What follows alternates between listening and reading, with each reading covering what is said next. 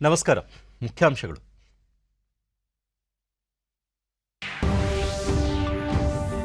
ವಿವಿಧ ಸಮುದಾಯಗಳಿಂದ ಮೀಸಲಾತಿ ಬೇಡಿಕೆ ಹಿನ್ನೆಲೆ ನಿಖರ ದತ್ತಾಂಶ ಸಂಗ್ರಹಿಸಿ ಮುಂದಿನ ಕ್ರಮ, ಸಚಿವ ಬಸವರಾಜ ಬೊಮ್ಮಾಯಿ. ಸಾಲದ ಹೊರೆಯಿಂದ ರೈತರು ಆತ್ಮಹತ್ಯೆ ಮೊರೆ ಹೋಗದಿರಿ, ಸರ್ಕಾರದ ಸೌಲಭ್ಯ ಸದುಪಯೋಗಕ್ಕೆ ಸಚಿವ ಆರ್ ಅಶೋಕ ಮನವಿ. ಸ್ವಾತಂತ್ರ್ಯೋತ್ಸವದ ಅಮೃತ ಮಹೋತ್ಸವಕ್ಕೆ ಇದೇ 12ರಂದು ಗುಜರಾತ್ನ ದಂಡಿಯಲ್ಲಿ ಪ್ರಧಾನಿ ಚಾಲನೆ, ಸಚಿವ ಪ್ರಹ್ಲಾದ್ ಜೋಶಿ. ಹಾಗೂ ಉತ್ತರಾಖಂಡ್ನ ನೂತನ ಮುಖ್ಯಮಂತ್ರಿಯಾಗಿ ಬಿಜೆಪಿಯ ತೀರ್ಥ ಸಿಂಗ್ ರಾವತ್ ಅಧಿಕಾರ ಸ್ವೀಕಾರ.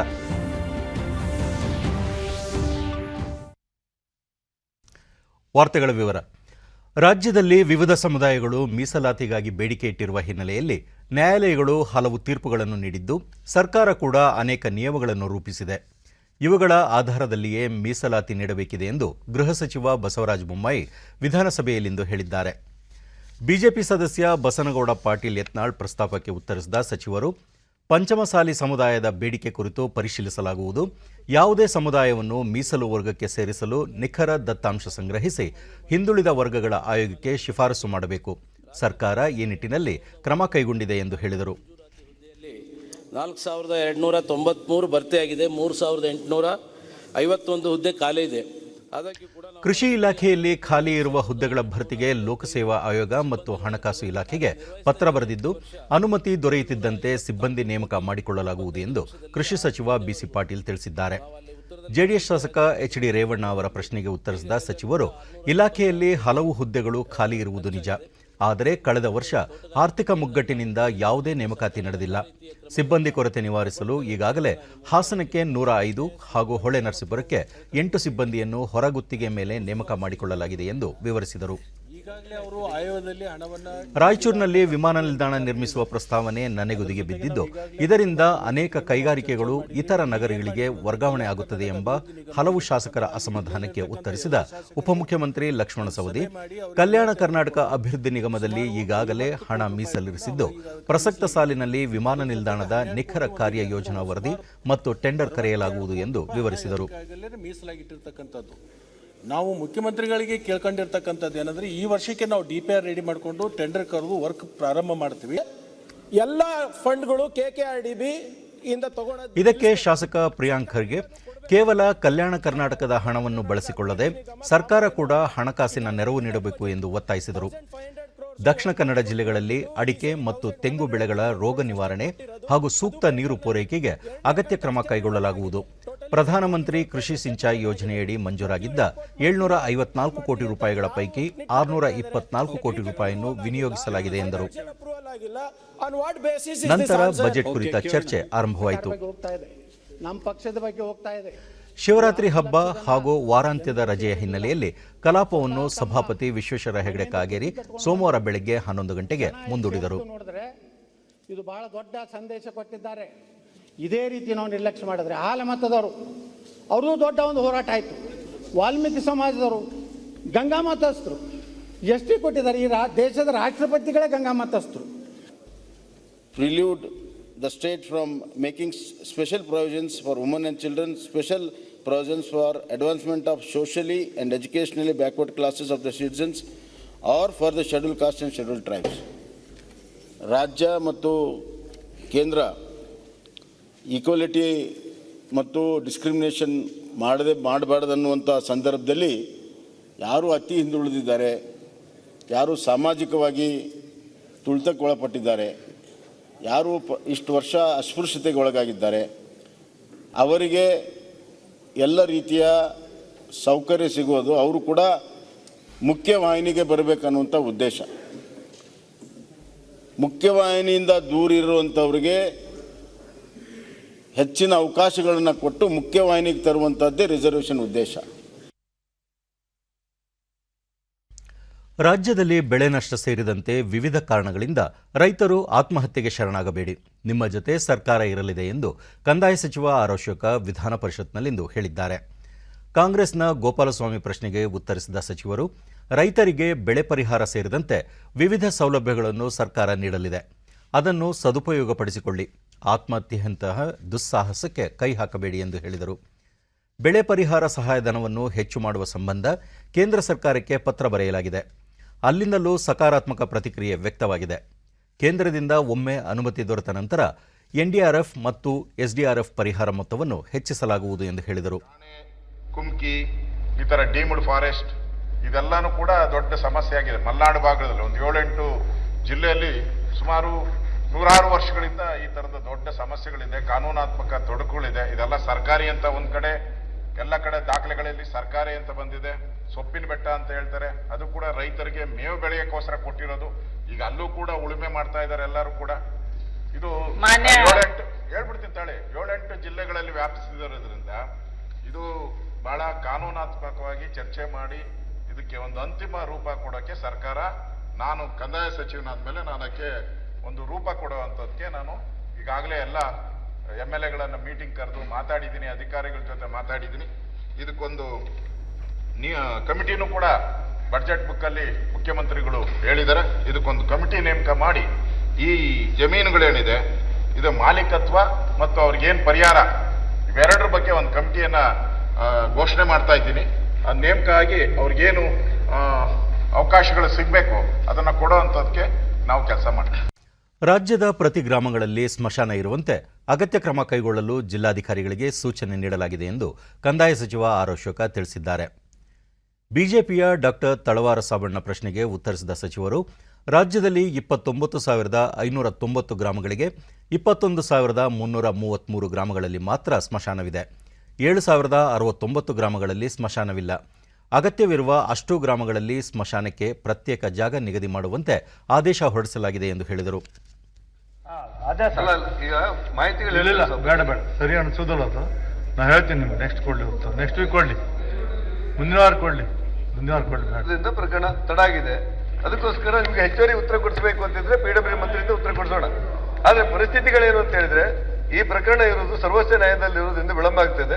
ಆದಷ್ಟು ಬೇಗ ಸರ್ವೋಚ್ಚ ನ್ಯಾಯಾಲಯದಲ್ಲಿ. ರಾಜ್ಯದ ವಿವಿಧ ವಿದ್ಯಾರ್ಥಿ ನಿಲಯಗಳಲ್ಲಿ ಗುಣಮಟ್ಟದ ಆಹಾರ ಪೂರೈಕೆಗೆ ಆದ್ಯತೆ ನೀಡಲಾಗಿದೆ. ಕಳಪೆ ಗುಣಮಟ್ಟದ ಆಹಾರ ಪೂರೈಕೆ ಮಾಡುವ ಸರಬರಾಜುದಾರರ ವಿರುದ್ಧ ನಿರ್ದಾಕ್ಷಿಣ್ಯವಾಗಿ ಕ್ರಮ ಕೈಗೊಳ್ಳಲಾಗುವುದು ಎಂದು ಹಿಂದುಳಿದ ವರ್ಗಗಳ ಕಲ್ಯಾಣ ಸಚಿವ ಕೋಟಾ ಶ್ರೀನಿವಾಸ ಪೂಜಾರಿ ಹೇಳಿದ್ದಾರೆ. ಕಾಂಗ್ರೆಸ್ನ ಪ್ರಸನ್ನಕುಮಾರ್ ಪರವಾಗಿ ವಿರೋಧ ಪಕ್ಷದ ಮುಖ್ಯ ಸಚೇತಕ ನಾರಾಯಣಸ್ವಾಮಿ ಕೇಳಿದ ಪ್ರಶ್ನೆಗೆ ಉತ್ತರಿಸಿದ ಸಚಿವರು, ಮೆಟ್ರಿಕ್ ಪೂರ್ವ ಮತ್ತು ನಂತರದ ವಿದ್ಯಾರ್ಥಿ ನಿಲಯಗಳಲ್ಲಿ ವಿದ್ಯಾರ್ಥಿಗಳಿಗೆ ಗುಣಮಟ್ಟದ ಆಹಾರ ಪೂರೈಕೆ ಮಾಡಬೇಕು. ಇದರಲ್ಲಿ ಯಾವುದೇ ರಾಜಿ ಇಲ್ಲ. ಕಳಪೆ ಗುಣಮಟ್ಟದ ಆಹಾರ ಪೂರೈಕೆ ಮಾಡಿರುವುದು ಮೇಲ್ನೋಟಕ್ಕೆ ತಿಳಿದು ಬಂದರೂ ಅಂಥವರ ವಿರುದ್ಧ ಕ್ರಮ ಕೈಗೊಳ್ಳಲಾಗುವುದು ಎಂದರು. ಬಟ್ ನಮ್ಮ ಸರ್ಕಾರ ಬಂದ ಮೇಲೆ ಕರ್ನಾಟಕ ರಾಜ್ಯ ಇತಿಹಾಸದಲ್ಲಿ ಅಂತಾರಾಷ್ಟ್ರೀಯ ವಿಮಾನ ನಿಲ್ದಾಣಕ್ಕೆ ಸಂಪರ್ಕ ಕಲ್ಪಿಸುವ ರಸ್ತೆಯ ಪೈಕಿ ಬಿಡಿಎ ವೃತ್ತದಿಂದ ಮೇಖರಿ ವೃತ್ತದವರೆಗೆ 45 ಮೀಟರ್ ಅಗಲೀಕರಣಕ್ಕೆ ಟೆಂಡರ್ ಪ್ರಕ್ರಿಯೆ ಪೂರ್ಣಗೊಂಡಿದೆ. ಆದರೆ ಅರಮನೆ ಮೈದಾನದ ವಿವಾದ ನ್ಯಾಯಾಲಯದಲ್ಲಿರುವುದರಿಂದ ಕಾಮಗಾರಿ ವಿಳಂಬವಾಗಿದೆ ಎಂದು ಸಭಾನಾಯಕ ಕೋಟಾ ಶ್ರೀನಿವಾಸ ಪೂಜಾರಿ ಹೇಳಿದ್ದಾರೆ. ಕಾಂಗ್ರೆಸ್ನ ಯುಬಿ ವೆಂಕಟೇಶ್ ಕೇಳಿದ ಪ್ರಶ್ನೆಗೆ ಉಪಮುಖ್ಯಮಂತ್ರಿ ಗೋವಿಂದ ಕಾರಜೋಳ ಪರವಾಗಿ ಉತ್ತರ ನೀಡಿದ ಸಚಿವರು, ಬೆಂಗಳೂರಿನ ಚಾಲುಕ್ಯ ವೃತ್ತದಿಂದ ದೇವನಹಳ್ಳಿಯ ಅಂತಾರಾಷ್ಟ್ರೀಯ ವಿಮಾನ ನಿಲ್ದಾಣಕ್ಕೆ ಸಂಪರ್ಕ ಕಲ್ಪಿಸುವ ರಸ್ತೆ ಅಭಿವೃದ್ಧಿಗಾಗಿ ರಾಷ್ಟ್ರೀಯ ಹೆದ್ದಾರಿ ವಲಯದಿಂದ ಯಾವುದೇ ಯೋಜನೆಯನ್ನು ಕೈಗೆತ್ತಿಕೊಂಡಿಲ್ಲ ಎಂದು ಹೇಳಿದರು. ಸಭೆ ತಗೊಂಡು ಮಾಧ್ಯಮ ಮೂಲಕ ಪ್ರಚಾರ ಮಾಡಿದ್ದೀವಿ. ಆಮೇಲೆ ಎಲ್ಲ ನಮ್ಮ ಡಾಕ್ಟರ್ಗೆ ಗ್ರಾಮ ಸೇವಾ ಮೂಲಕ ಹೋಗಿ ಪ್ರಚಾರ ಮಾಡಿ ಹೇಳಿದ್ದೀವಿ. ಈ ಥರ ಮಾಡ್ತಾ ಇದ್ದೀವಿ. ಕಲ್ಯಾಣ ಕರ್ನಾಟಕ ಭಾಗದಲ್ಲಿ ಪಶುಸಂಗೋಪನೆ ಇಲಾಖೆಯಲ್ಲಿ ಖಾಲಿ ಇರುವ ವಿವಿಧ ಹುದ್ದೆಗಳನ್ನು ಆದ್ಯತೆ ಮೇರೆಗೆ ಭರ್ತಿ ಮಾಡುವ ಸಂಬಂಧ ಮುಖ್ಯಮಂತ್ರಿಗಳ ಜೊತೆ ಚರ್ಚೆ ನಡೆಸಲಾಗುವುದು ಎಂದು ಪಶುಸಂಗೋಪನೆ ಸಚಿವ ಪ್ರಭು ಚವ್ಹಾಣ್ ಹೇಳಿದ್ದಾರೆ. ಬಿಜೆಪಿಯ ಶಶಿಲ್ ನಮೋಶಿ ಪ್ರಶ್ನೆಗೆ ಉತ್ತರಿಸಿದ ಸಚಿವರು, ಈಗಾಗಲೇ ಹಣಕಾಸು ಇಲಾಖೆಯೊಂದಿಗೆ 2-3 ಬಾರಿ ಚರ್ಚೆ ನಡೆಸಲಾಗಿದೆ ಎಂದು ತಿಳಿಸಿದರು. ಇದಕ್ಕೂ ಮುನ್ನ ಕಲಾಪ ಆರಂಭವಾಗುತ್ತಿದ್ದಂತೆ ವಿಧಾನಸಭೆಯಿಂದ ವಿಧಾನ ಪರಿಷತ್ತಿಗೆ ಇತ್ತೀಚೆಗಷ್ಟೇ ಆಯ್ಕೆಯಾಗಿದ್ದ ಬಿಜೆಪಿಯ ಮುನಿರಾಜುಗೌಡ ಅವರು ನೂತನ ಸದಸ್ಯರಾಗಿ ಪ್ರಮಾಣ ವಚನ ಸ್ವೀಕರಿಸಿದರು. ದೇಶ ಸ್ವತಂತ್ರಗೊಂಡು 75 ವರ್ಷಗಳಾಗಿದ್ದು, ಇದರ ಅಂಗವಾಗಿ ಸರ್ಕಾರ ಅಮೃತ ಮಹೋತ್ಸವ ಕಾರ್ಯಕ್ರಮ ಹಮ್ಮಿಕೊಂಡಿದೆ ಎಂದು ಸಂಸದೀಯ ವ್ಯವಹಾರಗಳ ಸಚಿವ ಪ್ರಹ್ಲಾದ್ ಜೋಶಿ ಲೋಕಸಭೆಯಲ್ಲಿಂದು ಶೂನ್ಯ ವೇಳೆಯಲ್ಲಿ ತಿಳಿಸಿದರು. ಇದೇ ತಿಂಗಳ 12ರಿಂದ 1 ವರ್ಷಗಳ ಕಾಲ ದೇಶಾದ್ಯಂತ ಅಮೃತ ಮಹೋತ್ಸವ ಕಾರ್ಯಕ್ರಮ ನಡೆಯಲಿದ್ದು, ದಂಡಿಯಿಂದ ಆರಂಭವಾಗಲಿದೆ. ಮಂಗಳವಾರ ಪ್ರಧಾನಿ ನರೇಂದ್ರ ಮೋದಿ ನೇತೃತ್ವದಲ್ಲಿ ನಡೆದ ಸಭೆಯಲ್ಲಿ ಈ ನಿರ್ಧಾರ ಕೈಗೊಳ್ಳಲಾಗಿದೆ ಎಂದು ತಿಳಿಸಿದರು. कल एक मीटिंग भी उच्च स्तरीय मीटिंग भी हो गया है 12 मार्च से ये अमृत महोत्सव का कार्यक्रम दांडी से शुरुआत हो रहा है। इसके बारे में माननीय प्रधानमंत्री जी एक स्टेटमेंट देना चाहते थे, उसके लिए हमने माननीय स्पीकर को नोटिस भी भेजा था। माननीय स्पीकर साहब ने अनुमति भी दिया था, लेकिन इसमें सहमति नहीं बन पाए हैं, इसलिए स्टेटमेंट नहीं हो रहा है। जब सहमति बन जाएगी तब माननीय प्रधानमंत्री आजादी के अमृत महोत्सव का 1 वर्ष के कार्यक्रम के बारे में जो कुछ भी देश में कार्यक्रम चलने वाले हैं उसके बारे में प्रधानमंत्री जी सब सहमति बनेंगी, सब स्टेटमेंट देंगे। ಇಂದು ಬೆಳಗ್ಗೆ ಕಲಾಪ ಆರಂಭವಾದ ಕ್ಷಣದಿಂದ ಕೃಷಿ ಕಾಯ್ದೆ ಹಿಂಪಡೆಯುವಂತೆ ಆಗ್ರಹಿಸಿ ಪ್ರತಿಪಕ್ಷಗಳು ಸರ್ಕಾರದ ವಿರುದ್ಧ ಕೂಗುತ್ತಿದ್ದ ಘೋಷಣೆ ಶೂನ್ಯ ವೇಳೆಯಲ್ಲಿ ಮುಂದುವರೆದಿತ್ತು. ಶೂನ್ಯ ವೇಳೆಯ ಬಳಿಕ ಗದ್ದಲದ ನಡುವೆಯೇ ರಾಷ್ಟ್ರ ರಾಜಧಾನಿ ದೆಹಲಿ ಕಾನೂನುಗಳ 2ನೇ ತಿದ್ದುಪಡಿ ಮಸೂದೆ ಅಂಗೀಕರಿಸಲಾಯಿತು. ಈ ಮಸೂದೆಯಿಂದಾಗಿ ಸಾಕಷ್ಟು ವರ್ಷಗಳಿಂದ ಜೋಪಡಿಯಲ್ಲಿ ವಾಸಿಸುತ್ತಿರುವ ಸಾವಿರಾರು ಮಂದಿಗೆ ಭೂಮಿಯ ಮೇಲಿನ ಹಕ್ಕು ದೊರೆಯಲಿದೆ ಎಂದು ಬಿಜೆಪಿ ನಾಯಕಿ ಮೀನಾಕ್ಷಿ ಲೇಖಿ ತಿಳಿಸಿದರು. विपक्ष की हालत ये हो गई है कि कश्मीर से कन्याकुमारी तक के रास्ते में जितने चुनाव हैं उसमें लगातार भारतीय जनता पार्टी अच्छा कर रही है और ये लोग लगातार पिछड़ रहे हैं अपनी इन हरकतों की वजह से ही। आज जिस महत्वपूर्ण विषय पर मैं बात अपनी रख रही हूँ उसके 2 पक्ष हैं। पहला पक्ष तो ये है कि दिल्ली के मुख्यमंत्री ने कल ही घोषणा की अपने उप मुख्यमंत्री के द्वारा कि वो दिल्ली को 2047 से पहले 2020 तक सिंगापुर बनाना चाहते हैं। ವಿಪಕ್ಷಗಳ ಗದ್ದಲ ನಿಲ್ಲದ ಹಿನ್ನೆಲೆಯಲ್ಲಿ ಕಲಾಪವನ್ನು ಸೋಮವಾರಕ್ಕೆ ಮುಂದೂಡಲಾಯಿತು. ರಾಜ್ಯಸಭೆ ಕಲಾಪ ಆರಂಭವಾಗುತ್ತಿದ್ದಂತೆಯೇ ಪ್ರತಿಪಕ್ಷಗಳು ಕೃಷಿ ಕಾಯ್ದೆ ಹಿಂಪಡೆಯುವಂತೆ ಆಗ್ರಹಿಸಿ ಕೇಂದ್ರ ಸರ್ಕಾರದ ವಿರುದ್ಧ ಘೋಷಣೆ ಕೂಗಿದರು. ಈ ಗದ್ದಲದ ನಡುವೆಯೇ ಪ್ರಶ್ನೋತ್ತರ ಕಲಾಪ ಆರಂಭಿಸಲಾಯಿತು. ಕಾರ್ಮಿಕ ಹಾಗೂ ಉದ್ಯೋಗ ಖಾತೆ ಸಚಿವ ಸಂತೋಷ್ ಕುಮಾರ್ ಗಂಗ್ವಾರ್ ಪ್ರಶ್ನೆಯೊಂದಕ್ಕೆ ಉತ್ತರಿಸುತ್ತಿದ್ದಂತೆಯೇ ಪ್ರತಿಪಕ್ಷಗಳ ಗದ್ದಲ ತೀವ್ರಗೊಂಡ ಹಿನ್ನೆಲೆಯಲ್ಲಿ ಮಧ್ಯಾಹ್ನ 2 ಗಂಟೆಗೆ ಕಲಾಪ ಮುಂದೂಡಲಾಯಿತು.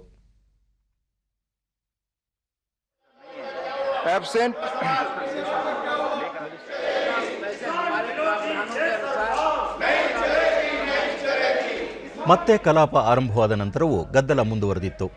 ಈ ನಡುವೆಯೇ ಚರ್ಚೆಯ ಬಳಿಕ ಮಧ್ಯಸ್ಥಿಕೆ ಮತ್ತು ಸಂಧಾನ ತಿದ್ದುಪಡಿ ಮಸೂದೆಯನ್ನು ಧ್ವನಿಮತದ ಮೂಲಕ ಅಂಗೀಕರಿಸಲಾಯಿತು.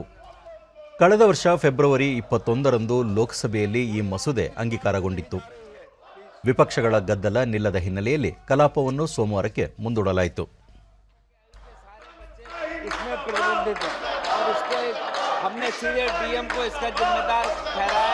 एक पेंसिल पोर्टल के माध्यम से इस पर शिकायत की जा सकती है और डीएम उस पर कार्रवाई भी करता है। 2 बजे तक सदन स्थगित। Rajya Sabha house adjourn till 2 PM।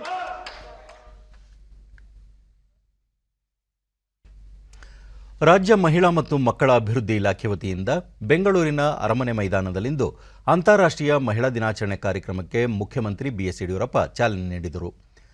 ಕಾರ್ಯಕ್ರಮದಲ್ಲಿ ಉಪಮುಖ್ಯಮಂತ್ರಿ ಗೋವಿಂದ ಕಾರಜೋಳ, ಮಹಿಳಾ ಮತ್ತು ಮಕ್ಕಳ ಅಭಿವೃದ್ಧಿ ಇಲಾಖೆ ಸಚಿವೆ ಶಶಿಕಲಾ ಜೊಲ್ಲೆ ಹಾಗೂ ಬಸವಲಿಂಗ ಪಟ್ಟದ ದೇವರು ಸ್ವಾಮೀಜಿ ಮತ್ತಿತರರು ಉಪಸ್ಥಿತರಿದ್ದರು. ಮಹಿಳೆಯರ ಅಭಿವೃದ್ಧಿಗೆ ಶ್ರಮಿಸುತ್ತಿರುವ ಸಂಘ ಸಂಸ್ಥೆಗಳಿಗೆ ಕಿತ್ತೂರು ರಾಣಿ ಚೆನ್ನಮ್ಮ ಸೇರಿ ಹಲವು ಪ್ರಶಸ್ತಿಗಳನ್ನು ಪ್ರದಾನ ಮಾಡಲಾಯಿತು. ಬಳಿಕ ಬಿಎಸ್ ಯಡಿಯೂರಪ್ಪ ಈ ಬಾರಿಯ ಬಜೆಟ್ನಲ್ಲಿ ಹಿಂದೆಂದಿಗಿಂತ ಹೆಚ್ಚಿನ ಪ್ರಮಾಣದಲ್ಲಿ ಮಹಿಳೆಯರಿಗೆ ಪೂರಕವಾದ ಯೋಜನೆಗಳನ್ನು ರೂಪಿಸಿದ್ದು, ನಗರಗಳಲ್ಲಿ ಮಹಿಳೆಯರ ಉದ್ಯೋಗ ಹೆಚ್ಚಳ ಮತ್ತು ಮಹಿಳಾ ಉದ್ಯಮಿಗಳಿಗೆ ಮಹಿಳಾ ಅಭಿವೃದ್ಧಿ ನಿಗಮದಿಂದ ಹಣಕಾಸು ಸಂಸ್ಥೆಗಳ ಮೂಲಕ 2 ಕೋಟಿ ರೂಪಾಯಿಗಳವರೆಗೂ 4ರ ಬಡ್ಡಿ ದರದಲ್ಲಿ ಸಾಲ ಸೌಲಭ್ಯ ಒದಗಿಸಲಾಗಿದೆ ಎಂದರು. ಮಹಿಳಾ ಉದ್ಯಮಗಳನ್ನು ಪ್ರೋತ್ಸಾಹಿಸುವ ಉದ್ದೇಶದಿಂದ ಆಸ್ಪತ್ರೆ, ವೈದ್ಯಕೀಯ ಆರೈಕೆ ಮತ್ತು ಇತರ ಸೇವಾ ವಲಯದಲ್ಲಿ ಕಾರ್ಯನಿರ್ವಹಿಸ್ತಾ ಇರುವಂತಹ ಮಹಿಳಾ ಉದ್ಯಮಿಗಳಿಗೆ ಮಹಿಳಾ ಅಭಿವೃದ್ಧಿ ನಿಗಮದಿಂದ ಹಣಕಾಸು ಸಂಸ್ಥೆಗಳ ಮೂಲಕ 2 ಕೋಟಿ ರೂಪಾಯಿವರೆಗೆ ಕೇವಲ 4ರ ಬಡ್ಡಿ ದರದಲ್ಲಿ ಹಣಕಾಸಿನ ನೆರವನ್ನು ಕೊಡುವಂತಹ ಕಾರ್ಯಕ್ರಮವನ್ನು ರೂಪಿಸಿದ್ದೇವೆ. ಅದರ ಸದುಪಯೋಗವನ್ನು ನೀವೆಲ್ಲ ಮಾಡಿಕೊಳ್ಬೇಕು ಅಂತ ವಿನಂತಿ ಮಾಡ್ತೇನೆ. ನಮ್ಮ ಸರ್ಕಾರ ಗೋವಿಂದ ಕಾರಜೋಳ ಪ್ರಶಸ್ತಿ ಪಡೆದ ಎಲ್ಲ ಸಾಧಕರಿಗೂ ಅಭಿನಂದನೆ ತಿಳಿಸಿ, ಈ ಬಾರಿಯ ಬಜೆಟ್ನಲ್ಲಿ ಮಹಿಳೆಯರ ಅಭಿವೃದ್ಧಿಗೆ ಹೆಚ್ಚಿನ ಒತ್ತು ನೀಡಿದ್ದು, ಈ ಬಜೆಟ್ ಉತ್ತಮ ಬಜೆಟ್ ಮತ್ತು ಮಹಿಳಾ ಮತ್ತು ಮಕ್ಕಳ ಅಭಿವೃದ್ಧಿಗೆ ಪೂರಕವಾದ ಬಜೆಟ್ ಎಂದರು. ಕೊಟ್ಟಿರ್ತಕ್ಕಂಥದ್ದು ವಿಶೇಷ. ಅದರಲ್ಲೂ ನಮ್ಮ ನಾಯಕರಾದಂಥ ಯಡಿಯೂರಪ್ಪನವರು ಮೊನ್ನೆ ಮಂಡಿಸಿರ್ತಕ್ಕಂಥ ಬಜೆಟ್ ಅದ್ಭುತವಾಗಿದೆ. ಈ ವರ್ಷ ವಿಶೇಷವಾಗಿ ಮಹಿಳೆಯರ ಅಭಿವೃದ್ಧಿಗೆ ಹೆಚ್ಚು ಹಣವನ್ನು ಮೀಸಲಿಟ್ಟಿರ್ತಕ್ಕಂಥದ್ದು ಮತ್ತು ಕಾರ್ಯಕ್ರಮಗಳನ್ನು ರೂಪಿಸಿರ್ತಕ್ಕಂಥ ಸಚಿವೆ ಶಶಿಕಲಾ ಜೊಲ್ಲೆ, ಮಹಾಪುರುಷರ ಸಾಧನೆ ಹಿಂದೆ ಅವರವರ ತಾಯಿಯ ಕೊಡುಗೆ ಅಪಾರ. ಕುಟುಂಬದಲ್ಲಿ ಹೆಣ್ಣು ಹುಟ್ಟಿದಾಗ ತಿರಸ್ಕಾರ ಮಾಡದೆ ಸಂಭ್ರಮಿಸಿ ಆ ಸಂಭ್ರಮಕ್ಕೆ ಪೂರಕವಾಗಲೆಂದು ಸರ್ಕಾರದಿಂದ ಭಾಗ್ಯಲಕ್ಷ್ಮಿ ಯೋಜನೆಯನ್ನು ಜಾರಿಗೊಳಿಸಲಾಗಿದೆ ಮತ್ತು ಪೋಷಣ್ ಅಭಿಯಾನ ಜಾರಿಯಲ್ಲಿ ರಾಜ್ಯ ದೇಶದಲ್ಲಿಯೇ 2ನೇ ಸ್ಥಾನದಲ್ಲಿದೆ. ಆ ಮೂಲಕ ಮಹಿಳಾ ಕಲ್ಯಾಣಕ್ಕೆ ಪೂರಕವಾಗಿದೆ ಎಂದು ಕೇಂದ್ರ ಮತ್ತು ರಾಜ್ಯ ಸರ್ಕಾರ ಎಂದರು.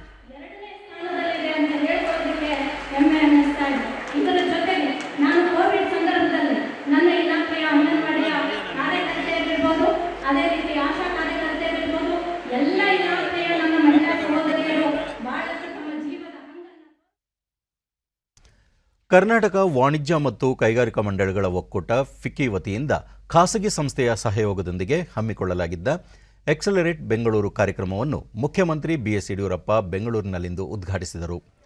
ಕಾರ್ಯಕ್ರಮದಲ್ಲಿ ಸಣ್ಣ ಕೈಗಾರಿಕೆ ಹಾಗೂ ವಾರ್ತಾ ಮತ್ತು ಸಾರ್ವಜನಿಕ ಸಂಪರ್ಕ ಸಚಿವ ಸಿಸಿ ಪಾಟೀಲ್ ಹಾಗೂ ಸಂಸ್ಥೆಯ ಮುಖ್ಯಾಧಿಕಾರಿಗಳು ಉಪಸ್ಥಿತರಿದ್ದರು.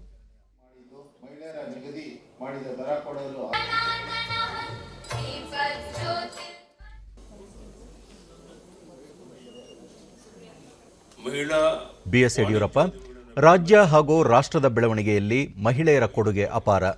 ಈ ಬಾರಿ ರಾಜ್ಯ ಬಜೆಟ್ನಲ್ಲಿ ಮಹಿಳೆಯರಿಗೆ 37,188 ಕೋಟಿ ರೂಪಾಯಿ ಅನುದಾನ ನೀಡಲಾಗಿದೆ. ಮಹಿಳೆಯರು ನಡೆಸುವ ಸಣ್ಣ ಉದ್ಯಮಗಳಿಗೆ ಉತ್ತೇಜನ ನೀಡಲಾಗುವುದು ಹಾಗೂ ಮಹಿಳಾ ಅಭಿವೃದ್ಧಿ ಕಾರ್ಯಗಳನ್ನು ಕೈಗೊಳ್ಳಲಾಗುವುದು ಎಂದರು. 2 ಕೋಟಿವರೆಗೆ ಶೇಕಡ 4 ಬಡ್ಡಿ ರಿಯಾಯಿತಿ ಬಡ್ಡಿ ದರದಲ್ಲಿ ಸಾಲ ಸೌಲಭ್ಯ ಒದಗಿಸುವಂತಹ ಒಂದು ಘೋಷಣೆಯನ್ನು ಸಹ ನಾನು ಮಾಡಿದ್ದೇನೆ. ಸಂಜೀವಿನಿ ವ್ಯಾಪ್ತಿಯ ಗ್ರಾಮೀಣ ಮಹಿಳಾ ಸ್ವಸಹಾಯ ಸಂಘಗಳಿಗೆ 6,000 ಸಣ್ಣ ಉದ್ಯಮ ಸ್ಥಾಪನೆಗೆ ಪಂಚಾಯತ್ ರಾಜ್ ಸಂಸ್ಥೆಗಳ ಮೂಲಕ ಬೆಂಬಲ ನೀಡಲಾಗುತ್ತೆ. ಇದರಲ್ಲಿ 60,000 ಮಹಿಳೆಯರಿಗೆ ಅನುಕೂಲ ಕಲ್ಪಿಸಲಾಗುತ್ತೆ. ಮಹಿಳೆಯರು ನಡೆಸುವ ಸಣ್ಣ ಉದ್ಯಮಗಳಿಗೆ ತಾಂತ್ರಿಕ ನೆರವನ್ನು ನೀಡಲು ನಿರ್ಧರಿಸಲಾಗಿದೆ. ಇದರಿಂದ 2,260 ಕಿರು ಉದ್ಯಮಿಗಳನ್ನು ನಡೆಸ್ತಾ ಇರುವಂತ 25,000 ಮಹಿಳೆಯರಿಗೆ ಉತ್ತೇಜನ ನೀಡಲಾಗುತ್ತೆ. ಮಹಿಳಾ ಸ್ವಸಹಾಯ ಸಂಘಗಳು ಹಾಗೂ ಮಹಿಳಾ ಉದ್ಯಮಿಗಳು ತಯಾರಿಸುವ ಉತ್ಪನ್ನಗಳಿಗೆ ಮಾರುಕಟ್ಟೆ ಒದಗಿಸುವುದಕ್ಕೆ ವಿಭಾಗ ಮಟ್ಟದಲ್ಲಿ ವಾರ್ಷಿಕ ಮೇಳ ಆಯೋಜಿಸಿ ಈ ಮಾರುಕಟ್ಟೆ ಸೌಲಭ್ಯ ಒದಗಿಸಲಾಗುತ್ತೆ. ಉತ್ತರಾಖಂಡ ಮುಖ್ಯಮಂತ್ರಿಯಾಗಿ ಗಢವಾಲ್ ಕ್ಷೇತ್ರದ ಸಂಸದ ತೀರತ್ ಸಿನ್ಹಾ ರಾವತ್ ಇಂದು ಪ್ರಮಾಣ ವಚನ ಸ್ವೀಕರಿಸಿದರು. ರಾಜಭವನದಲ್ಲಿ ಆಯೋಜಿಸಲಾಗಿದ್ದ ಕಾರ್ಯಕ್ರಮದಲ್ಲಿ ರಾಜ್ಯಪಾಲರಾದ ಬೇಬಿರಾಣಿ ಮೌರ್ಯ ಪ್ರತಿಜ್ಞಾವಿಧಿ ಬೋಧಿಸಿದರು. मैं तीरथ सिंह रावत ईश्वर की शपथ लेता हूं कि मैं विधि द्वारा स्थापित भारत के संविधान के प्रति सच्ची श्रद्धा और निष्ठा रखूंगा. मैं भारत की प्रभुता और अखंडता अक्षुण्ण रखूंगा. मैं उत्तराखंड राज्य के मुख्यमंत्री के रूप में अपने कर्तव्यों का श्रद्धापूर्वक और शुद्ध अंतःकरण से निर्वहन करूंगा. कि आज्ञा हो तो इस समारोह की कार्रवाई समाप्त की जाए. ದಿಢೀರ್ ಬೆಳವಣಿಗೆಯೊಂದರಲ್ಲಿ ತ್ರಿವೇಂದ್ರ ಸಿಂಗ್ ರಾವತ್ ನಿನ್ನೆ ಮುಖ್ಯಮಂತ್ರಿ ಸ್ಥಾನಕ್ಕೆ ರಾಜೀನಾಮೆ ಸಲ್ಲಿಸಿದ್ದರು. ಈ ಹಿನ್ನೆಲೆಯಲ್ಲಿ ಡೆಹ್ರಾಡೂನ್ನಲ್ಲಿಂದು ನಡೆದ ಬಿಜೆಪಿ ಶಾಸಕಾಂಗ ಪಕ್ಷದ ಸಭೆಯಲ್ಲಿ ಮುಖ್ಯಮಂತ್ರಿ ಸ್ಥಾನಕ್ಕೆ ತೀರತ್ ಸಿನ್ಹಾ ರಾವತ್ ಅವರನ್ನು ಆಯ್ಕೆ ಮಾಡಲಾಗಿತ್ತು. ಕೇಂದ್ರದ ಯೋಜನೆಗಳನ್ನು ಸೂಕ್ತ ರೀತಿಯಲ್ಲಿ ಅನುಷ್ಠಾನಗೊಳಿಸುವ ಮೂಲಕ ರಾಜ್ಯದ ಅಭಿವೃದ್ಧಿಗೆ ಕ್ರಮ ಕೈಗೊಳ್ಳಲಾಗುವುದು. ಎಲ್ಲರ ವಿಶ್ವಾಸದೊಂದಿಗೆ ಸರ್ಕಾರ ಮುನ್ನಡೆಯಲಿದೆ ಎಂದಿದ್ದಾರೆ. 3 ದಿನಗಳ ತಮಿಳುನಾಡು ಪ್ರವಾಸದಲ್ಲಿರುವ ರಾಷ್ಟ್ರಪತಿ ರಾಮನಾಥ್ ಕೋವಿಂದ್ ಇಂದು ವೆಲ್ಲೂರಿನ ತಿರುವಳ್ಳುವರ್ ವಿಶ್ವವಿದ್ಯಾಲಯದ ಘಟಿಕೋತ್ಸವದ ಸಮಾರೋಪ ಸಮಾರಂಭದಲ್ಲಿ ಮುಖ್ಯ ಅತಿಥಿಯಾಗಿ ಪಾಲ್ಗೊಂಡರು. ವಿದ್ಯಾರ್ಥಿಗಳನ್ನುದ್ದೇಶಿಸಿ ಅವರು ತಿರುವಳ್ಳುವರ್ ಅವರ ತಿರುಕುರುಳ್ ನಿಮ್ಮೆಲ್ಲರ ಶಿಕ್ಷಣದ ಹಾಗೂ ಜೀವನದ ಭಾಗವಾಗಲಿ ಎಂದು ಸಲಹೆ ನೀಡಿದರು. ತಮಿಳುನಾಡು ಈ ದೇಶಕ್ಕೆ ರಾಮಾನುಜಂ, ಸಿ.ವಿ. ರಾಮನ್, ರಾಜಗೋಪಾಲಾಚಾರಿ, ಅಬ್ದುಲ್ ಕಲಾಂ ಮೊದಲಾದ ಶ್ರೇಷ್ಠ ವ್ಯಕ್ತಿಗಳನ್ನು ನೀಡಿದೆ ಎಂದು ಶ್ಲಾಘಿಸಿದ ರಾಷ್ಟ್ರಪತಿ, ಮಹಿಳೆಯರ ಶಿಕ್ಷಣದಲ್ಲಿ ದೇಶದ ಹಿತವಿದೆ ಎಂದು ತಿಳಿಸಿದರು. ಇಂದು ತಮಿಳುನಾಡಿನ ಶ್ರೀಪುರಂನಲ್ಲಿನ ಮಹಾಲಕ್ಷ್ಮಿ ಗೋಲ್ಡನ್ ದೇವಾಲಯಕ್ಕೆ ಭೇಟಿ ನೀಡಲಿರುವ ರಾಷ್ಟ್ರಪತಿ ರಾಮನಾಥ್ ಕೋವಿಂದ್ ನಾಳೆ ಅಣ್ಣಾ ವಿಶ್ವವಿದ್ಯಾಲಯದ 41ನೇ ಘಟಿಕೋತ್ಸವದಲ್ಲಿ ಪಾಲ್ಗೊಂಡು ಪದವಿ ಪ್ರದಾನ ಮಾಡಲಿದ್ದಾರೆ. Precursors to our independence movement. It is my great privilege to be the chief guest of the 16th annual convocation of the Tiruvalluvar University. Each time I visit Tamil Nadu, I find myself connected to the great tradition of excellence achieved here. As fertile in agriculture as in literature, Tamil Nadu is a unique place where one of the earliest engineering marvels, the Grand Anicut, one of the most ancient dams and irrigation systems in the world, exists. The dam constructed by the great Cholas on Kaveri River in Tanjavur is a testimony to the engineering excellence in our society during those ancient times.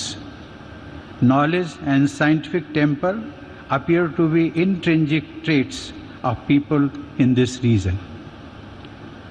That is why great mathematicians and scientists like S. Ramanujan, the Nobel laureates C.V. Raman and S. Chandrasekhar came from this region. The list of luminaries from this region is endless. ಪ್ರಧಾನಿ ನರೇಂದ್ರ ಮೋದಿ ಜಪಾನ್ನ ಪ್ರಧಾನಿ Suga Yoshihide ಅವರೊಂದಿಗೆ ದೂರವಾಣಿ ಸಂಭಾಷಣೆ ನಡೆಸಿ ದ್ವಿಪಕ್ಷೀಯ ಒಪ್ಪಂದಗಳ ಕುರಿತು ಚರ್ಚಿಸಿದರು. ಕಳೆದ ಕೆಲವು ವರ್ಷಗಳಲ್ಲಿ ಬೆಳವಣಿಗೆಯಾಗಿರುವ ಪರಸ್ಪರ ಜಾಗತಿಕ ಪಾಲುದಾರಿಕೆ ಮತ್ತು ವಿಶ್ವಾಸದ ಕುರಿತು ಉಭಯ ನಾಯಕರು ಸಂತಸ ವ್ಯಕ್ತಪಡಿಸಿದರು. ಕೋವಿಡ್-19 ಸಾಂಕ್ರಾಮಿಕದ ನಡುವೆಯೂ ಎರಡೂ ರಾಷ್ಟ್ರಗಳ ನಡುವೆ ದ್ವಿಪಕ್ಷೀಯ ವಿನಿಮಯಗಳು ಅಬಾಧಿತವಾಗಿದ್ದು, ಮುಂದಿನ ದಿನಗಳಲ್ಲಿ ಅದು ಇನ್ನಷ್ಟು ಹೆಚ್ಚಾಗಲಿದೆ ಎಂದು ನಾಯಕರು ವಿಶ್ವಾಸ ವ್ಯಕ್ತಪಡಿಸಿದರು. ಈ ಸಂದರ್ಭದಲ್ಲಿ ಪ್ರಧಾನಿ ನರೇಂದ್ರ ಮೋದಿ, ಮುಂಬೈ ಅಹಮದಾಬಾದ್ ಹೈಸ್ಪೀಡ್ ರೈಲು ಯೋಜನೆಯನ್ನು ಜಪಾನ್ ಮಾದರಿಯಲ್ಲಿ ನಿರ್ಮಿಸಲಾಗಿದೆ. ಇದು ಭಾರತ ಹಾಗೂ ಜಪಾನ್ ನಡುವಿನ ಪಾಲುದಾರಿಕೆಗೆ ಸಾಕ್ಷಿ ಎಂದರು. ಪಶ್ಚಿಮ ಬಂಗಾಳ ಹಾಗೂ ಅಸ್ಸಾಂನಲ್ಲಿ ಮಾರ್ಚ್ 27ರಂದು ನಡೆಯಲಿರುವ ಮೊದಲ ಹಂತದ ವಿಧಾನಸಭಾ ಚುನಾವಣೆಗೆ ನಾಮಪತ್ರ ಸಲ್ಲಿಕೆ ಪ್ರಕ್ರಿಯೆ ನಿನ್ನೆ ಅಂತ್ಯಗೊಂಡಿದೆ. ಇಂದು ನಾಮಪತ್ರಗಳ ಪರಿಶೀಲನಾ ಪ್ರಕ್ರಿಯೆ ನಡೆಯಲಿದೆ. ಪಶ್ಚಿಮ ಬಂಗಾಳ ಮುಖ್ಯಮಂತ್ರಿ ಮಮತಾ ಬ್ಯಾನರ್ಜಿ ನಂದಿಗ್ರಾಮದಿಂದ ಸ್ಪರ್ಧಿಸುತ್ತಿದ್ದರೆ, ಅಸ್ಸಾಂ ಮುಖ್ಯಮಂತ್ರಿ ಸರ್ಬಾನಂದ್ ಸೋನೋವಾಲ್ ಮಜೂಲಿ ಕ್ಷೇತ್ರದಿಂದ ಕಣಕ್ಕಿಳಿಯಲಿದ್ದಾರೆ. ಮೇ 2ರಂದು ಫಲಿತಾಂಶ ಪ್ರಕಟಗೊಳ್ಳಲಿದೆ. ಕೇಂದ್ರ ಕೈಗಾರಿಕಾ ಭದ್ರತಾ ಪಡೆ ಸಿಎಎಸ್ಎಫ್ ಸಂಸ್ಥಾಪನಾ ದಿನವಾದ ಇಂದು ದೆಹಲಿಯಲ್ಲಿ ಆಕರ್ಷಕ ಪಥಸಂಚಲನ ಹಮ್ಮಿಕೊಳ್ಳಲಾಗಿತ್ತು. ಕೇಂದ್ರ ಗೃಹ ಸಚಿವಾಲಯ ಕಾರ್ಯದರ್ಶಿ ಅಜಯ್ ಕುಮಾರ್ ಭಲ್ಲಾ, ಸಿಐಎಸ್ಎಫ್ ಮಹಾನಿರ್ದೇಶಕ ಸುಬೋಧ್ ಕುಮಾರ್ ಜೈಸ್ವಾಲ್ ಪಥಸಂಚಲನದ ಗೌರವ ಸ್ವೀಕರಿಸಿದರು.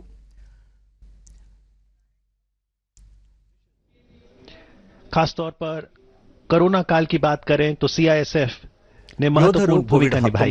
ಸಾಂಕ್ರಾಮಿಕದ ಸಮಯದಲ್ಲಿ ಸಂತ್ರಸ್ತರು, ಆಹಾರ ಪೂರೈಕೆ, ಸೋಂಕಿತರನ್ನು ಆಸ್ಪತ್ರೆಗೆ ಸಾಗಿಸಲು ನೆರವು ಸೇರಿದಂತೆ ಹಲವು ಸಾಮಾಜಿಕ ಸೇವೆಗಳಲ್ಲಿ ತೊಡಗಿಸಿಕೊಂಡಿದ್ದಾರೆ. सैनिटाइजर वितरण, लगातार वित्तीय सहायता भी की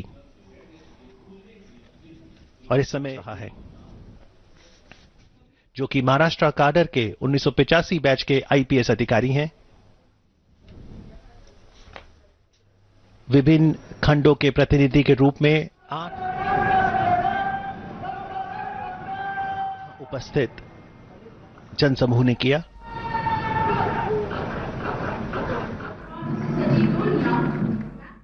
अच्छी अचीवमेंट्स बताई. ನಂತರ ಅಜಯ್ ಭಲ್ಲಾ, ವಿಮಾನ ನಿಲ್ದಾಣಗಳು, ದೆಹಲಿ ಮೆಟ್ರೋ ರೈಲು ಮತ್ತು ಪ್ರಮುಖ ಪ್ರವಾಸಿ ತಾಣಗಳಲ್ಲಿ ಸಿಐಎಸ್ಎಫ್ ಯೋಧರನ್ನು ಅತಿ ಹೆಚ್ಚು ಸಂಖ್ಯೆಯಲ್ಲಿ ನಿಯೋಜಿಸಲಾಗಿದೆ. ಇವರು ಸಾರ್ವಜನಿಕರೊಂದಿಗೆ ಹೆಚ್ಚು ಸಂಪರ್ಕದಲ್ಲಿದ್ದು ಉತ್ತಮವಾಗಿ ಕಾರ್ಯನಿರ್ವಹಿಸುತ್ತಿದ್ದು, ಅವರ ಕಾರ್ಯಾಚರಣೆ ವಿರುದ್ಧ ಅತ್ಯಂತ ಕಡಿಮೆ ದೂರುಗಳು ಬಂದಿವೆ ಎಂದರು. आज के दिन में लोगों की एक्सपेक्टेशंस बहुत ज्यादा हैं, बट आप लोगों ने बड़ी अच्छी छवि बनाई है. सुरक्षा कर्तव्य के साथ ही इस बल के सदस्यों का एक संवेदनशील मानवीय पहलू भी हमारे संज्ञान में आया, जैसे कोई चीजें भूल जाता है या. ಸಿಐಎಸ್ಎಫ್ ಸಂಸ್ಥಾಪನಾ ದಿನದ ಶುಭ ಕೋರಿರುವ ಪ್ರಧಾನಿ ನರೇಂದ್ರ ಮೋದಿ, ರಾಷ್ಟ್ರದ ಸುರಕ್ಷತೆ ಮತ್ತು ಪ್ರಗತಿಯಲ್ಲಿ ಸಿಐಎಸ್ಎಫ್ ಯೋಧರ ಪಾತ್ರವನ್ನು ಅಭಿನಂದಿಸುತ್ತೇನೆ ಎಂದು ಟ್ವೀಟ್ ಮಾಡಿದ್ದಾರೆ. ಗೃಹ ಸಚಿವ ಅಮಿತ್ ಶಾ ವಿಪತ್ತಿನ ಕಾಲದಲ್ಲಿ ದೇಶದ ಪ್ರಮುಖ ಘಟಕಗಳನ್ನು ರಕ್ಷಿಸುವ ಸಿಐಎಸ್ಎಫ್ ಯೋಧರು ದೇಶದ ಸರ್ವಾಂಗೀಣ ಬೆಳವಣಿಗೆಗೆ ಮಹತ್ವದ ಕೊಡುಗೆ ನೀಡುತ್ತಾರೆ ಎಂದರು. ದೇಶದಲ್ಲಿ ಕಳೆದ 24 ಗಂಟೆಗಳಲ್ಲಿ 17,921 ಕೋವಿಡ್-19 ಹೊಸ ಪ್ರಕರಣಗಳು ಬೆಳಕಿಗೆ ಬಂದಿವೆ. ಇದರೊಂದಿಗೆ ದೇಶದಲ್ಲಿ ಒಟ್ಟು ಸೋಂಕಿತರ ಸಂಖ್ಯೆ 1,12,62,707ಕ್ಕೆ ಏರಿಕೆಯಾಗಿದೆ ಎಂದು ಕೇಂದ್ರ ಆರೋಗ್ಯ ಸಚಿವಾಲಯ ತಿಳಿಸಿದೆ. ಇದುವರೆಗೆ 1,09,20,046 ಮಂದಿ ಗುಣಮುಖರಾಗುವುದರೊಂದಿಗೆ ಚೇತರಿಕೆ ಪ್ರಮಾಣ %96.96ಕ್ಕೆ ಏರಿಕೆಯಾಗಿದೆ.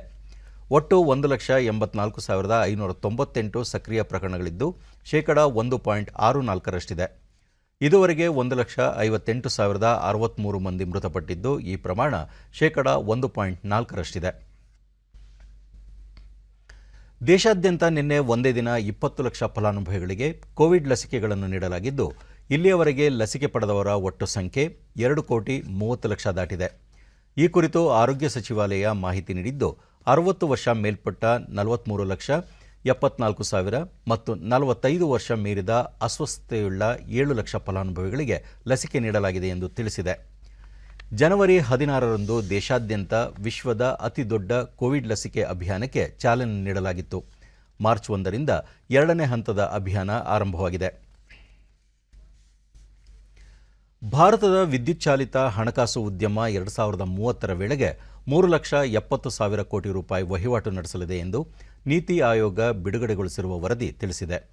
ವಿದ್ಯುತ್ ಚಾಲಿತ ವಾಹನಗಳ ತಯಾರಿಕೆಗೆ ತಂತ್ರಜ್ಞಾನ ದರ ಕಡಿಮೆಗೊಳಿಸುವ ಮೂಲಭೂತ ಸೌಕರ್ಯಗಳ ಲಭ್ಯತೆ ಹಾಗೂ ಗ್ರಾಹಕರ ಬೇಡಿಕೆಗಳನ್ನು ಗಮನದಲ್ಲಿರಿಸಿಕೊಂಡು ಕಾರ್ಯಸೂಚಿ ರೂಪಿಸಲಾಗಿದೆ. ಎಲೆಕ್ಟ್ರಿಕ್ ವಾಹನ ಉದ್ಯಮದ ಸಮಗ್ರ ಅಭಿವೃದ್ಧಿಗೆ 19 ಲಕ್ಷ ಕೋಟಿ ರೂಪಾಯಿಗಳಿಗಿಂತ ಹೆಚ್ಚಿನ ಆರ್ಥಿಕ ನೆರವಿನ ಅಗತ್ಯವಿದೆ ಎಂದು ವರದಿ ತಿಳಿಸಿದೆ.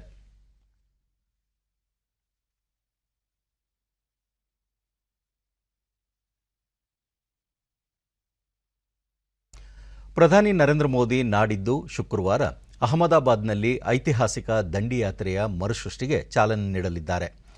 ಯಾತ್ರೆಯಲ್ಲಿ ಪಾಲ್ಗೊಂಡ ಕಾರ್ಯಕರ್ತರು ದಂಡಿ ಯಾತ್ರೆಯ ಮಾರ್ಗವಾದ ದಕ್ಷಿಣ ಗುಜರಾತ್ನ ಕರಾವಳಿ ಪ್ರದೇಶದಿಂದ 386 ಕಿಲೋಮೀಟರ್ ಪಾದಯಾತ್ರೆ ಮಾಡಿ ಸಬರಮತಿ ಆಶ್ರಮ ತಲುಪಲಿದ್ದಾರೆ. ಗುಜರಾತ್ ಮುಖ್ಯಮಂತ್ರಿ ವಿಜಯ್ ರೂಪಾನಿ ಈ ವಿಷಯವನ್ನು ಪ್ರಕಟಿಸಿದ್ದಾರೆ. ಶಿಕ್ಷಣ ಕ್ಷೇತ್ರದಲ್ಲಿ ಮಹಿಳೆಯರಿಗೆ ಸ್ಥಾನಮಾನ ಕಲ್ಪಿಸಲು ಹೋರಾಡಿದ ಶಿಕ್ಷಣ ತಜ್ಞೆ ಸಾವಿತ್ರಿಬಾಯಿ ಫುಲೆ ಅವರ 124ನೇ ಪುಣ್ಯತಿಥಿ ಇಂದು. ದೇಶದ ಹಲವು ಗಣ್ಯರು ಸಾಮಾಜಿಕ ಹೋರಾಟಗಾರ್ತಿ ಫುಲೆ ಅವರ ಸಾಧನೆಗಳನ್ನು ಸ್ಮರಿಸಿದ್ದಾರೆ. ಗೃಹ ಸಚಿವ ಅಮಿತ್ ಶಾ ಸಾವಿತ್ರಿಬಾಯಿ ಫುಲೆ ಅವರು ಸ್ತ್ರೀ ವಿರೋಧಿ ನೀತಿಗಳನ್ನು ಹಿಮ್ಮೆಟ್ಟಿ ಶಿಕ್ಷಣದಲ್ಲಿ ಸಮಾನತೆ ತರಲು ಹೋರಾಡಿದ್ದರು. ಸಾಮಾಜಿಕ ಚೇತನ ಹಾಗೂ ಮಹಿಳಾ ಸಶಕ್ತೀಕರಣಕ್ಕಾಗಿ ಅವರ ಹೋರಾಟ ಇತರರಿಗೆ ಮಾದರಿ ಎಂದು ತಿಳಿಸಿದ್ದಾರೆ.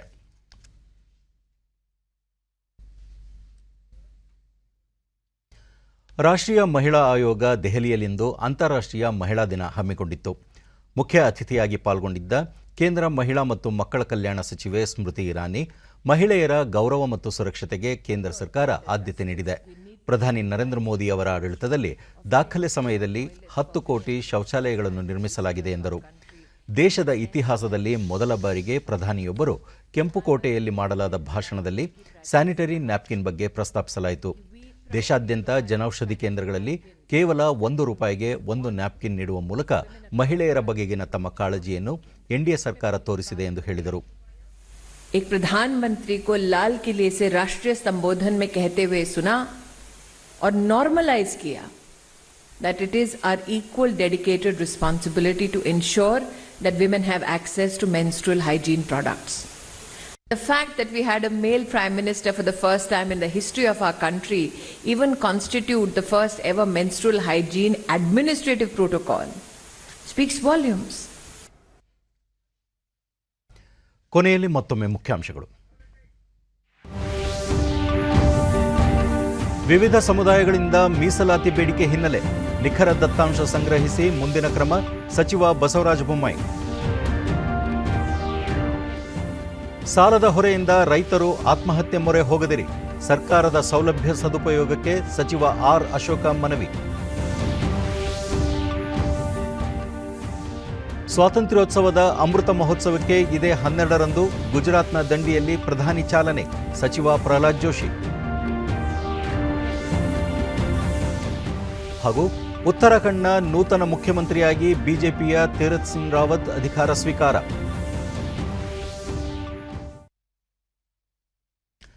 ನಮ್ಮ ವಾರ್ತಾ ಪ್ರಸಾರವನ್ನು ನೀವು ಡಿಡಿ ಚಂದನ ನ್ಯೂಸ್ ಯೂಟ್ಯೂಬ್ ಚಾನೆಲ್ನಲ್ಲೂ ವೀಕ್ಷಿಸಬಹುದು. ನಮ್ಮ ಮುಂದಿನ ವಾರ್ತಾ ಪ್ರಸಾರ ಸಂಜೆ 7 ಗಂಟೆಗೆ. ನಮಸ್ಕಾರ.